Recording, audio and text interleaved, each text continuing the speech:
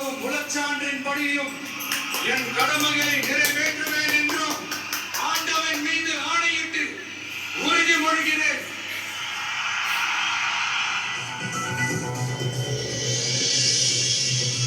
முதலமைச்சராக பதவியேற்றதும் 3 முக்கிய பெண்களின் பாதுகாப்பை மேம்படுத்த செல்வப்பெண் சிறப்பு அதிரடிப்படை, போதைப்பொருள் தொடர்பான குற்றங்களை தடுக்க தடுப்பு.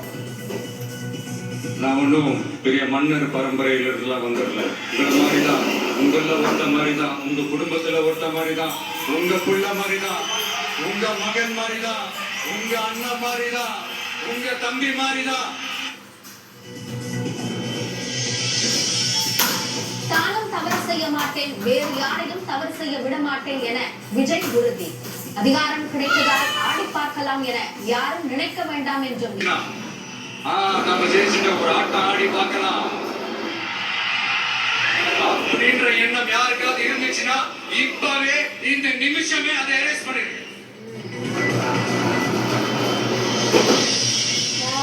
பொய்யான வாக்குறுதி கொடுத்து ஏமாற்ற மாட்டேன் என முதலமைச்சர் விஜய் உறுதி. சாத்தியமானதை மட்டுமே செய்வேன் என்றும் திட்டவட்டம்.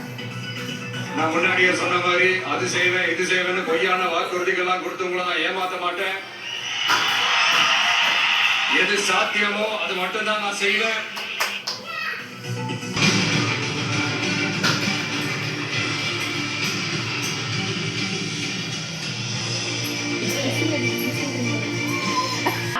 அதனை முக்கிய செய்தியாக பார்க்கிறோம்.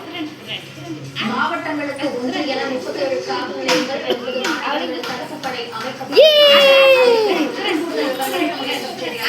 அபினேஷிடம் கேட்டன. இந்த தடுப்புப்படை எப்படியாக செயல்படுகிறது?